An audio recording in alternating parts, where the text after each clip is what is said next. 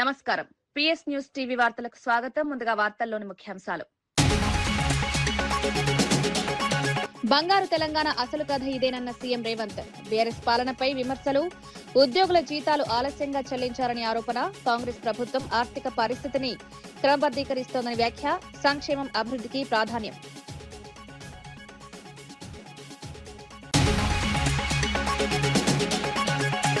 దళితులపై దాడులకు ప్రభుత్వం బాధ్యత వహించాలన్న నాగార్జున. రాజకీయ హింసపై మాజీ మంత్రి మండిపాటు.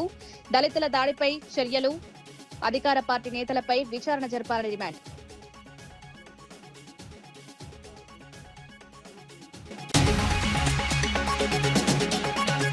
కాంగ్రెస్ పాలనపై రఘునందన్ రావు విమర్శలు. కాంగ్రెస్ కు పరిపాలన దృష్టి లేదని ఆరోపణ. హామీల అమలు చేయడంలో ప్రభుత్వ విఫలం. బీజేపీ అధికారంలోకి వస్తుందని ధీమా. గ్రామస్థాయిలో పార్టీని బలోపేతం.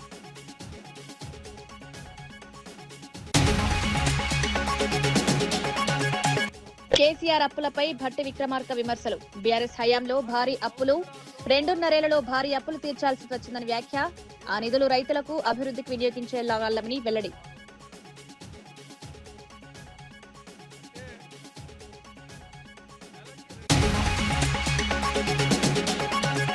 $300 కోట్ల స్కామ్ పై వంగవీటి నరేంద్ర ఆరోపణలు. స్కామ్ లో బాధితులకు న్యాయం జరగలేదని వ్యాఖ్య. పోలీసులు అధికారులపై తీవ్ర ఆరోపణలు. సీఎం జోక్యం చేసుకుని విచారణ జరపాలని వెల్లడి. తప్పు చేసిన వారిపై కఠిన చర్యలు తీసుకోవాలని డిమాండ్. ముఖ్యమంత్రి రేవంత్ రెడ్డి బీఆర్ఎస్ పాలనపై తీవ్ర విమర్శలు చేశారు. బీఆర్ఎస్ హయాంలో రాష్ట్రానికి అప్పు లేవని చెప్పినా వాస్తవానికి ప్రభుత్వ ఉద్యోగుల జీతాలు కూడా వాయిదాల్లో చెల్లించే పరిస్థితి నెలకొందని ఆరోపించారు. దాదాపు 7 లక్షల మంది ఉద్యోగులు జీతాల కోసం ఎదురు చూడాల్సి వచ్చిందని పేర్కొన్నారు. ఇదే బీఆర్ఎస్ చెప్పిన బంగారు తెలంగాణ అసలు కథ అని విమర్శించారు. కాంగ్రెస్ ప్రభుత్వం అధికారంలోకి వచ్చిన తర్వాత ఆర్థిక పరిస్థితిని క్రమబద్దీకరిస్తూ ఉద్యోగులకు, రైతులకు సంక్షేమ పథకాలకు ప్రాధాన్యమిస్తోందన్నారు. ప్రజలకు ఇచ్చిన హామీల అమలుపై ప్రభుత్వం కట్టుబడి ఉందని, గత పాలనలో జరిగిన ఆర్థిక వ్యవస్థను సరిదిద్దుతూ అభివృద్ధి దిశగా ముందుకు సాగుతున్నామని సీఎం రేవంత్ రెడ్డి స్పష్టం చేశారు. నేను ఒక మాట చెప్పిన మంత్రులందరి అనుమతితో అసలు పూర్తిగా మన రాష్ట్రం ఎంత అప్పు ఉంది, ఏ విధమైన అప్పు ఉంది, ప్రభుత్వం ప్రత్యక్షంగా తెచ్చుకున్న అప్పేంది, వివిధ కార్పొరేషన్ల మీద తెచ్చుకున్న అప్పేంది, వివిధ శాఖల మీద తీసుకొచ్చిన అప్పేంది, ఎన్ని రకాల అప్పులు తెలంగాణ రాష్ట్ర ప్రభుత్వం మీద ఉన్నాయో లెక్కలు తీయండి. ఆర్థిక శాఖలో పనిచేస్తున్న అధికారులను పిలిచి కూర్చోబెట్టండి. ఒక శ్వేత పత్రాన్ని శాసనసభలో ప్రవేశపెట్టి తెలంగాణ ప్రజలకు పూర్తి వివరాలు అందిద్దామని మేము ప్రయత్నం చేసినాం. ఇక తవ్వుతున్న కొద్దీ గుట్టల కొద్దీ అప్పులు బయటపడ్డాయి. అప్పులే కాదు, అందిన కాడికల్లా చేబదులు తీసుకొచ్చి 7 తారీఖు నాడు నేను బాధ్యత తీసుకొని ఆఫీస్కి వచ్చి చీఫ్ సెక్రటరీ గారిని పిలిచి ఈ నెల మీ జీతం వచ్చిందా అని అడిగిన. మా జీతం ఎక్కడిది సార్, నెల చివరికి కానీ వచ్చే పరిస్థితి లేదు, అది కూడా ఇన్స్టాల్మెంట్లలో ఇస్తున్నారు సార్. వెనకటికి ఎప్పుడో మేము టీవో ఫ్రిడ్జో కొనుక్కునేది ఇన్స్టాల్మెంట్లలో. ఇప్పుడు మా ప్రభుత్వ ఉద్యోగులకు 7 లక్షల మందికి మాకు ఇన్స్టాల్మెంట్లలో జీతాలు ఇస్తున్నారని చెప్పాడు. అదేందా ధనిక రాష్ట్రం, ప్రభుత్వ ఉద్యోగులకు కూడా జీత భత్యాలు ఇవ్వలేని పరిస్థితి అంటే ఇది ఇయ్యాలిగా సార్, ఆయల్లటి నుంచి గిట్లనే ఉంది. మేము ప్రభుత్వ ఉద్యోగస్తులకు జీతాలు ఇవ్వలేని పరిస్థితుల్లో తెలంగాణ రాష్ట్రం ఉందని చీఫ్ సెక్రటరీ గారు చెప్పారు. ఇది వాస్తవం. మేడ్చల్ మల్కాజ్గిరి జిల్లా అంకుసాపూర్లో బీజేపీ రాష్ట్ర కార్యవర్గ సమావేశం ఘనంగా జరిగింది. రాష్ట్ర అధ్యక్షుడు రామచంద్రరావు ఆధ్వర్యంలో జరిగిన ఈ సమావేశానికి బీజేపీ జాతీయ అధ్యక్షుడు నితిన్ నబీన్ ముఖ్య అతిథిగా హాజరయ్యారు. కాంగ్రెస్ ప్రభుత్వం ఎన్నికల సమయంలో ప్రకటించిన 6 గ్యారంటీలను అమలు చేయలేదని నాయకులు ఆరోపించారు. మహిళలకు హామీ ఇచ్చిన ఆర్థిక సహాయం ఇప్పటికీ అందలేదని విమర్శించారు. తెలంగాణను ఢిల్లీకి ఏటీఎంగా మార్చారని, ప్రజల డబ్బు హైకమాండ్ కు వెళ్తోందని ఆరోపించారు. కాంగ్రెస్, బీఆర్ఎస్, ఎంఐఎం మధ్య రాజకీయ అవగాహన ఉందని పేర్కొంటూ ప్రజా సమస్యలపై రాష్ట్ర వ్యాప్తంగా ఉద్యమాలు చేపడతామని ప్రకటించారు. బలహీన వర్గాలకు జరుగుతున్న అన్యాయంపై బీజేపీ పోరాటం కొనసాగిస్తుందని నాయకులు పేర్కొన్నారు. योजनाओं का लाभ जनता तक पहुंचा होता मित्रों। हाँ, ये अलग बात है, गारंटी के पोस्टर आज भी नजर आ रहे हैं, पर गारंटी जनता के बीच में नहीं पहुंची है, ये हमें जनता तक पहुंचाना है मित्रों। आज जब हम पूरे देश में जीएसटी का रिफॉर्म्स करते हैं और जीएसटी के रिफॉर्म्स के माध्यम से हम लोगों को एक सरल व्यवस्था उपस्थित देते हैं और देने का प्रयास करते हैं। हमने इनकम टैक्स के स्लैब को भी 12 लाख तक पहुंचाकर सामान्य लोगों को जीवन में खुशहाली लाने का हमने जो प्रयास किया। लेकिन मुझे दुख होता है कि तेलंगाना में एक ऐसी सरकार है जो अभी भी आरआर टैक्स के माध्यम से दिल्ली के दरबार को पैसा पहुंचाती है। और ये तेलंगाना का जो ये आरआर टैक्स है, इसको निश्चित रूप से तेलंगाना की जनता का जो मेहनत और परिश्रम का पैसा है वो आरआर टैक्स में नहीं जाएगा। हम उस सरकार को ही उखाड़ फेंकेंगे जो इस प्रकार के टैक्स के माध्यम से हमारे लोगों की शोषण करने का काम करता है। मित्रों, हम लोगों ने अपनी लड़ाई को तय कर लिया है। सड़क से लेकर सदन तक इस सरकार को घेरेंगे और इस सरकार की उल्टी गिनती निश्चित रूप से आज से ही शुरू हो गई है। मित्रों, भारतीय जनता पार्टी ये तय करेगी जितने पैसे का काम और कारनामे जो ये सरकार दिखा रही है उसका एक एक रुपए का हिसाब हमारा कार्यकर्ता लेगा।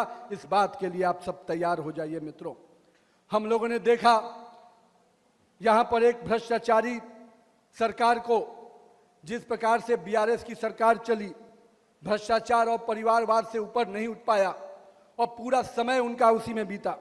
हमें ध्यान में होना चाहिए कालेश्वरम का घोटाला जो निश्चित रूप से बीआरएस को उसकी अंतिम पायदान पर पहुंचाने के लिए काफी हुआ। लेकिन मित्रों, जो अगली सरकार बनी उसने भी उसी परंपराओं को जारी रखा, क्योंकि ये कांग्रेस की पुरानी परंपरा रही है। और हम तो कहते हैं कांग्रेस करप्शन ये दोनों पर्यायवाची है।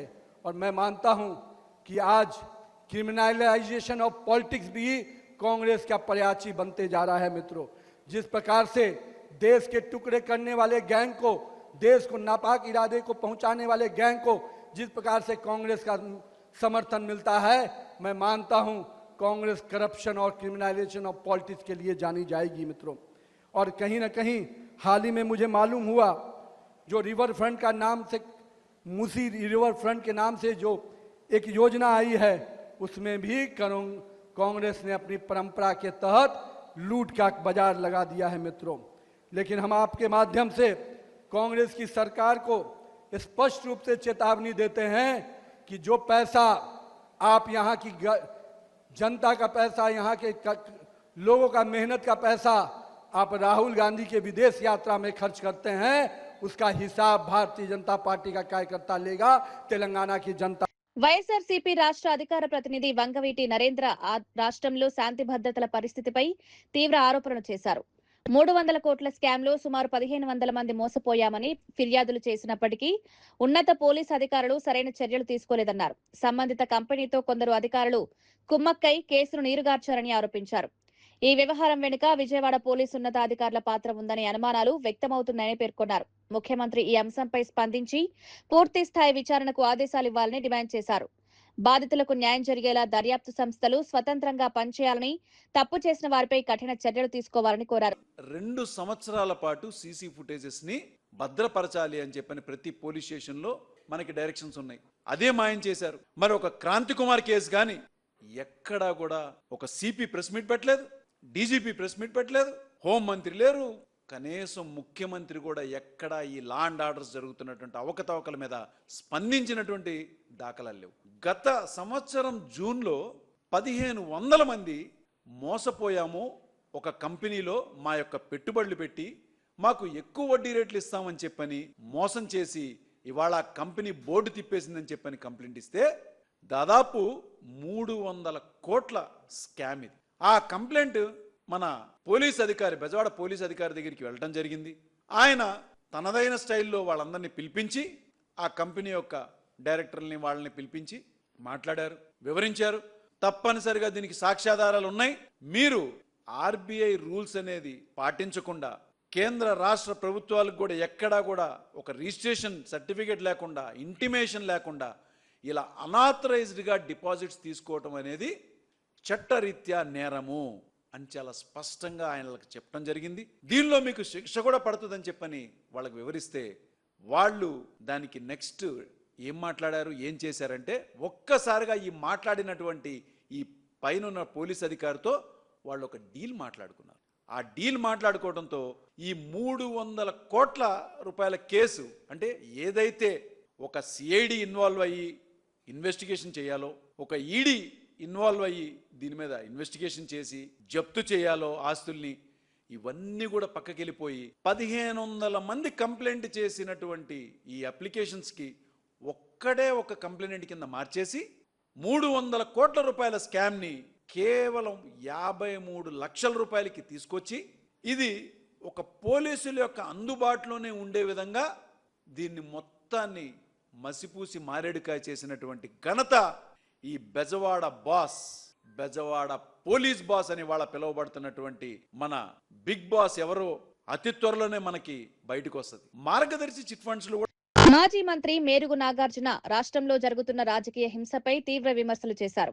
ప్రత్యర్థులపై భౌతిక దాడులు జరిగే పరిస్థితులకు ముఖ్యమంత్రి చంద్రబాబు నాయుడే బాధ్యులని ఆరోపించారు. ప్రభుత్వంలో ఉన్న కొందరు మంత్రులే దాడులు, దాష్టికాలకు పాల్పడుతూ ముద్దాయిలుగా మారారని విమర్శించారు. టీడీపీ నాయకుల ప్రోత్సాహంతో దళితులపై అఘాయిత్యాలు జరుగుతున్నా పోలీసులు చర్యలు తీసుకోవడం లేదన్నారు. చట్టం అందరికీ సమానంగా అమలవ్వాలని, అధికార పార్టీ నాయకులపై కూడా నిష్పాక్షిక విచారణ జరగాలని డిమాండ్ చేశారు. కూటమి పాలనలో శాంతి భద్రతలు, దానికన్నా ముందు ఈ రాష్ట్రాన్ని, దేశాన్ని పరిపాలన చేయటానికి, ఈ వ్యవస్థను కాపాడటానికి రాజ్యాంగం ఎంత అవసరమో ఆ రాజ్యాంగానికి లోబడి ఏ పొలిటికల్ పార్టీ అయినా నడవాల్సిన పరిస్థితి ఉంది. ఏ ముఖ్యమంత్రి అయినా దానికి లోబడి పరిపాలన చేయాలి. ఇంతకుముందు చాలా మంది ముఖ్యమంత్రులుగా చూసాం. చాలా ప్రభుత్వాలు ఈ దేశాన్ని, రాష్ట్రాన్ని పరిపాలించినాయి. కానీ మున్నెన్నడూ లేని విధంగా ఆంధ్రప్రదేశ్లో హత్యలు, అఘాయిత్యాలు, అమానుషాలు, దాడులు, వెలివేతలు కోకొల్లగా జరుగుతూ ఉన్నాయి. నీకు నాకు తేడా లేకుండా సామాజిక అసమానతలు రెచ్చగొట్టే విధంగా ఈరోజు ఈ రాష్ట్రంలో పరిపాలన జరుగుతూ ఉందని చెప్పడానికి ఇందాక చూపించినటువంటి అనేకమైన వీడియోలు సాక్ష్యం.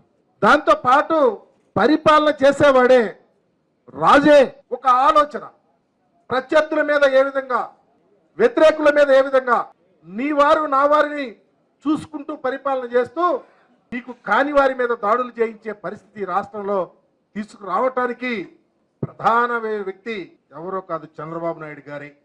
ఆయన పరిపాలనే దుర్లభమైన పరిపాలన. దాడులు చేయించాలని ఒక తృష్ణ ఆయన యొక్క రాజకీయాల్లోనే ఇమిడి ఉంది. శ్రీకాకుళం జిల్లా నుంచి తీసుకుందాం.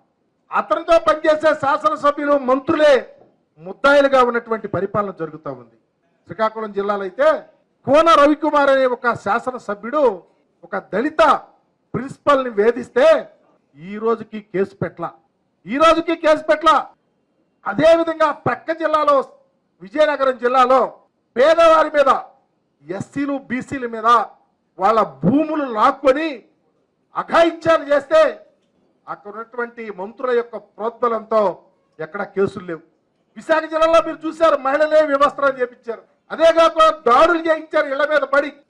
ఒక శాసనసభ్యుడు పక్కాగా ఇన్వాల్వ్ అయ్యి ఆ మహిళను వివస్త్రం చేస్తే కేసు లేదు. పెందుర్తి మండలం జర్రిపోతుల పాలెంలో. ఇక ప్రక్కకొద్దాం, ఎంత పలికెడిది భాగవతమట, పలికించడు వాడు రామభద్రుడట, నే పలికిన బవహరమైనని రామభద్రుడు పలికిస్తే ఎన్నన్నా చేస్తారు. పలికెడిది చంద్రబాబట, పలికించడి వాడు చంద్రబాబు. కాబట్టి పరిపాలన అంతా ఈ దాడులతో. స్వయాన ఉప ముఖ్యమంత్రి ప్రాతినిధ్యం వహిస్తున్నటువంటి పిఠాపురంలో దళితుల్ని వెలివేస్తే, ఆ ఊరినే వెలివేస్తే ఆయన నోరు బెదపలా, చంద్రబాబు కేసు పెట్టల. స్వయాన కాకినాడ వెళ్దాం. కాకినాడలో పంతం నానాజీ అనే శాసనసభ్యుడు డాక్టర్ ఉమామహేశ్వరరావుని పెళ్లిని చెప్ప మీద కొడితే ఈ రోజుకి కేసు లేదు. రాజమండ్రి వద్దాం, సాగర్ అని ఒక ఎస్సీ అబ్బాయిని బట్టలొప్ప తీసి స్టేషన్ లో పెడితే కళ్ళులోని కబోజీలు. మాజీ ఎమ్మెల్యే మల్లాది విష్ణు రాష్ట్రంలో శాంతి భద్రతల పరిస్థితిపై తీవ్ర ఆందోళన వ్యక్తం చేశారు. ప్రతిపక్ష నాయకుల ఇళ్లపై దాడులు జరుగుతున్నాయని, వారి పర్యటనకు అనుమతులు ఇవ్వకుండా ప్రభుత్వం అడ్డంకులు సృష్టిస్తోందని ఆరోపించారు. రౌడీ మూకలను ప్రోత్సహిస్తూ ప్రజాస్వామ్యాన్ని దెబ్బతీసే విధంగా పాలన సాగుతోందని విమర్శించారు.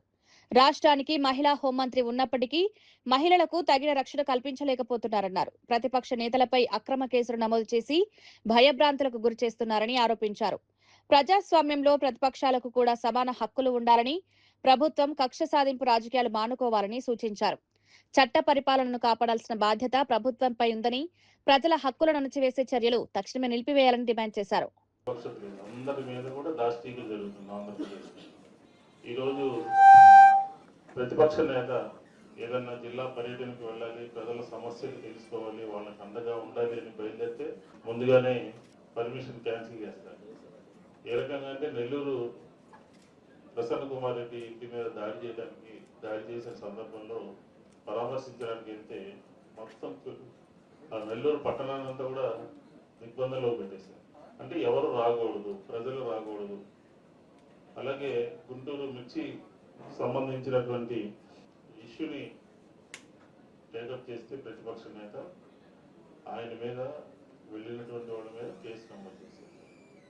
చాలా ఆశ్చర్యకరమైనటువంటి పరిపాలన ఆంధ్రప్రదేశ్లో కొనసాగుతాం. మామిడి రైతుల కోసం వెళ్ళిన, లేకపోతే అనంతపురంలో పెళ్లికి వెళ్ళిన, హెలికాప్టర్ దగ్గర ఎవరు, హెలికాప్టర్ పర్మిషన్ ఎవరు, మొత్తం అందరినీ కూడా వదిలేస్తారు హెలికాప్టర్ మీదకి. మళ్ళీ హెలికాప్టర్ వచ్చినటువంటి వాడి మీద కేసు పెడతారు, హెలికాప్టర్ నడిపినటువంటి వాడి మీద కేసు పెడతారు.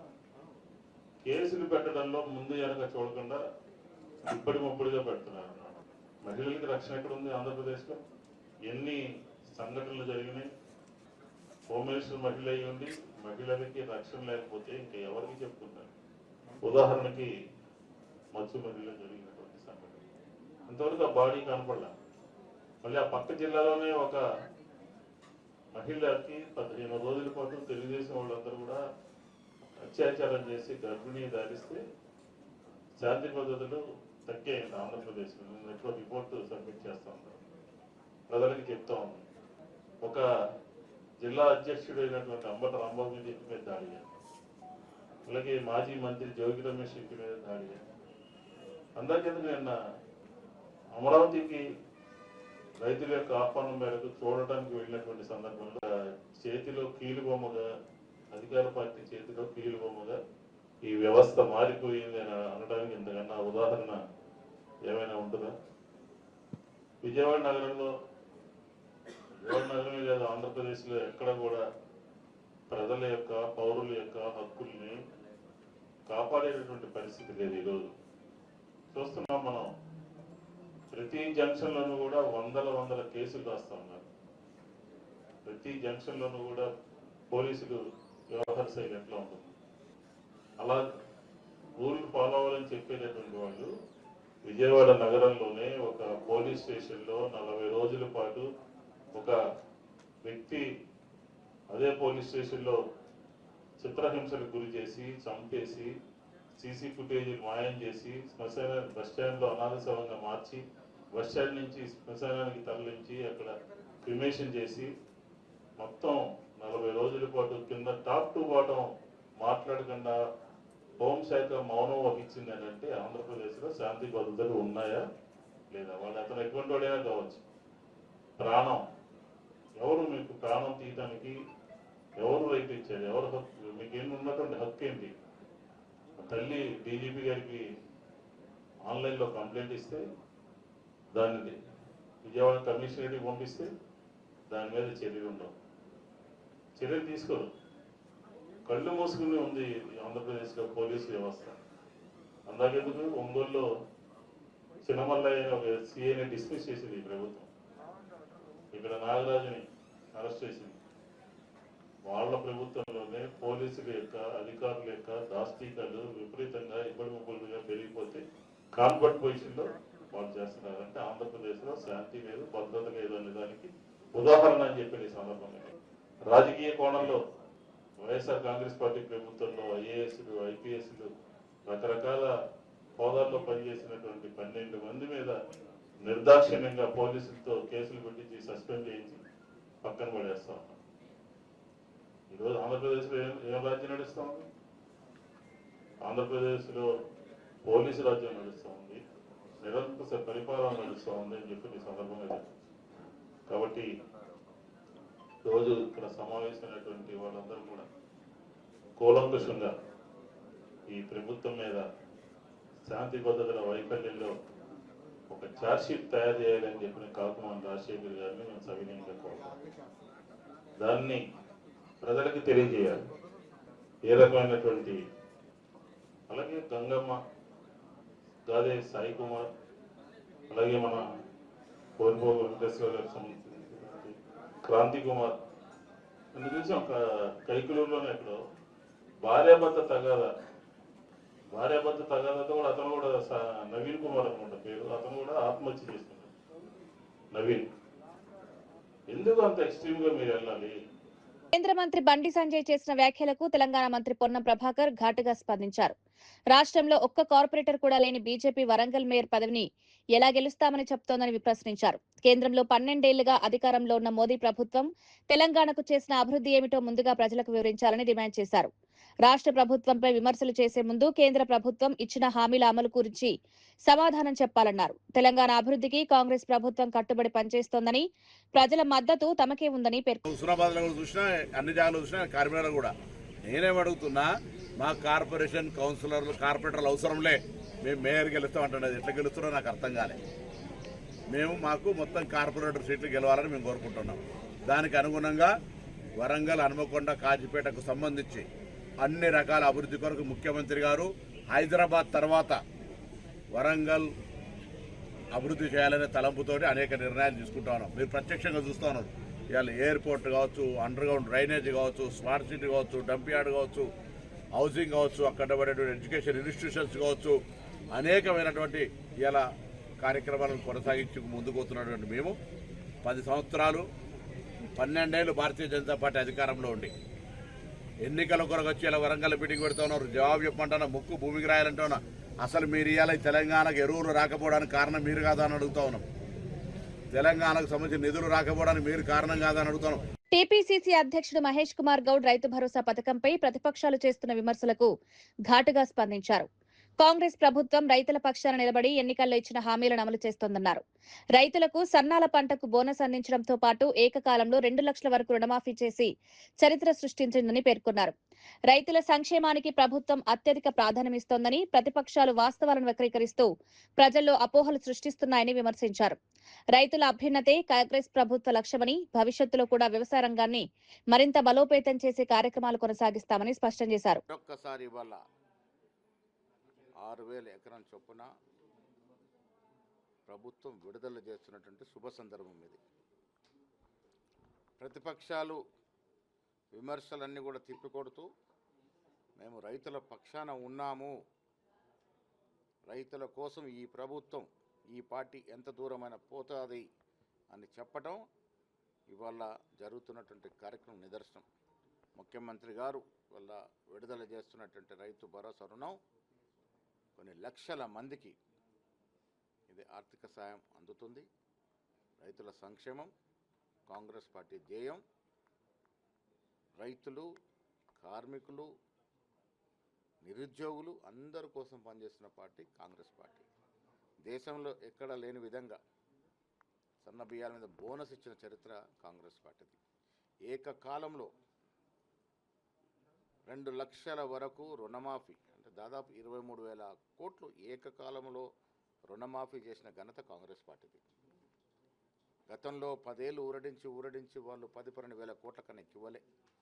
మేము ప్రభుత్వం వచ్చిన 7-8 మాసాల్లోనే దాదాపు 23,000 కోట్ల రూపాయలు రైతులకు రుణమాఫీ చేసిన చరిత్ర కాంగ్రెస్ పార్టీది. మా ప్రభుత్వం, మా పార్టీ రైతన్నకు వెన్నుదన్నుగా ఉంటుందని చెప్పడానికి ఇవాళ హైదరాబాద్లో జరుగుతున్నటువంటి సమావేశం, నిడుదల విడుదల. నేను కాంగ్రెస్ పార్టీ తరఫున రాష్ట్ర ముఖ్యమంత్రికి, రాష్ట్ర కేబినెట్ మంత్రులకి, ప్రభుత్వ యంత్రాంగానికి కృతజ్ఞతలు తెలుపుతున్నాను.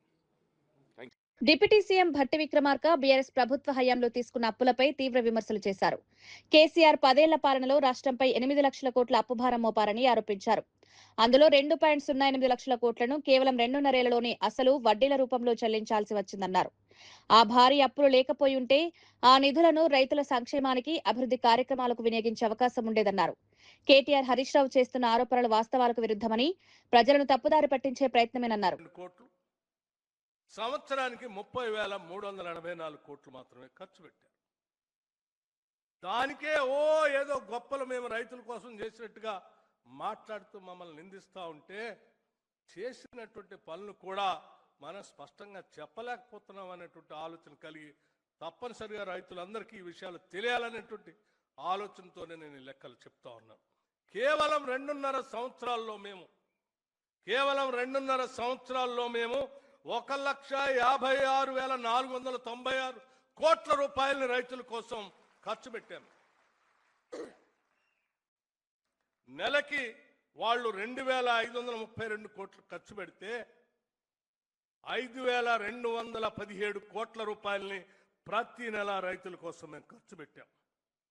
సంవత్సరానికి వాళ్ళు 30,000 కోట్లు ఖర్చు పెడితే మేము 62,604 కోట్ల రూపాయలు, అంటే వాళ్ళు ఖర్చు పెట్టిన దానికి డబల్, రెండింతలు మేము ఖర్చు పెట్టి రైతులకు వేస్తూ వచ్చాం.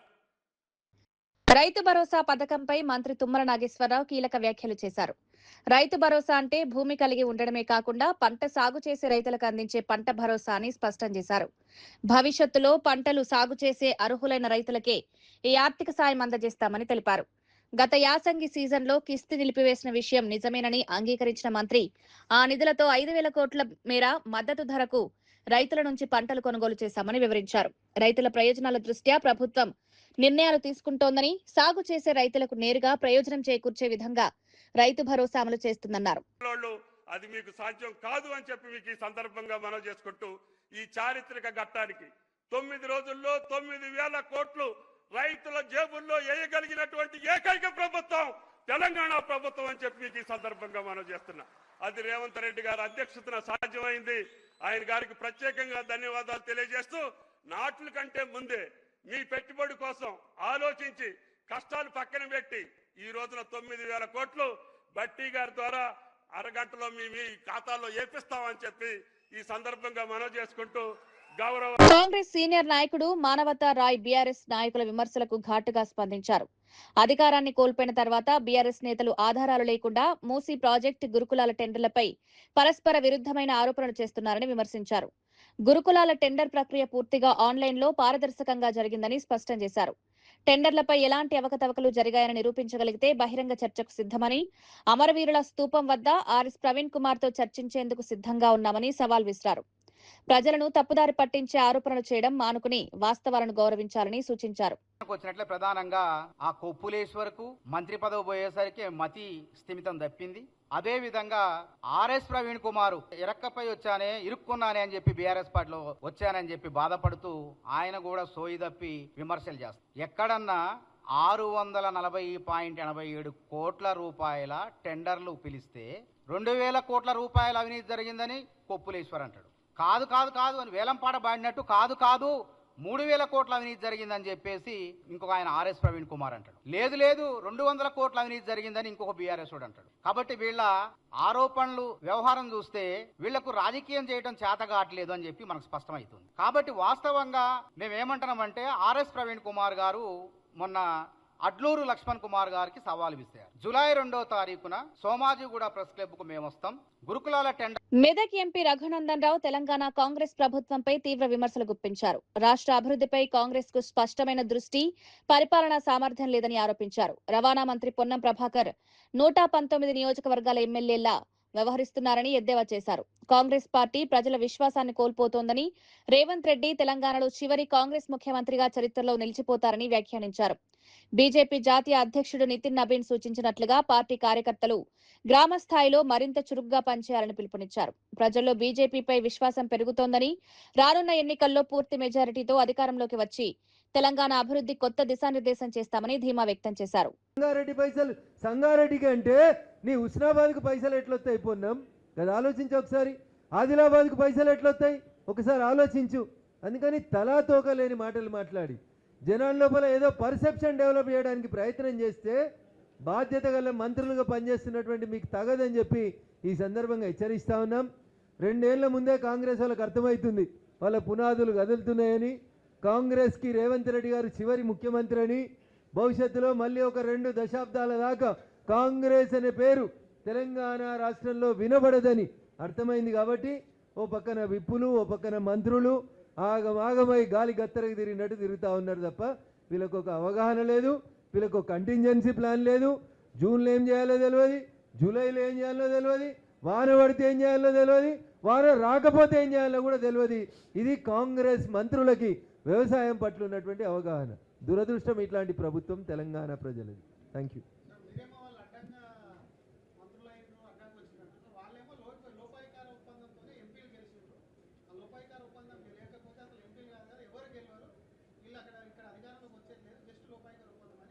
ప్రజల తీర్పును ప్రతిసారి తప్పు చేసి తప్పుగా దిగజార్చి మాట్లాడడం అనేది కాంగ్రెస్ పార్టీకి అలవాటు. కాంగ్రెస్ ఏ రోజు కూడా ప్రజా తీర్పును గౌరవించలేదు. గౌరవిస్తే ఈ దేశ తొలి ప్రధానిగా ఉన్న జవహర్లాల్ నెహ్రూ గారు ఇవాళ వాళ్ళ పక్కన కూర్చుంటున్నటువంటి కమ్యూనిస్టు ప్రభుత్వాన్ని ఆర్టికల్ 356 ఉపయోగించి మొట్టమొదటిసారి కూలదోయాడు.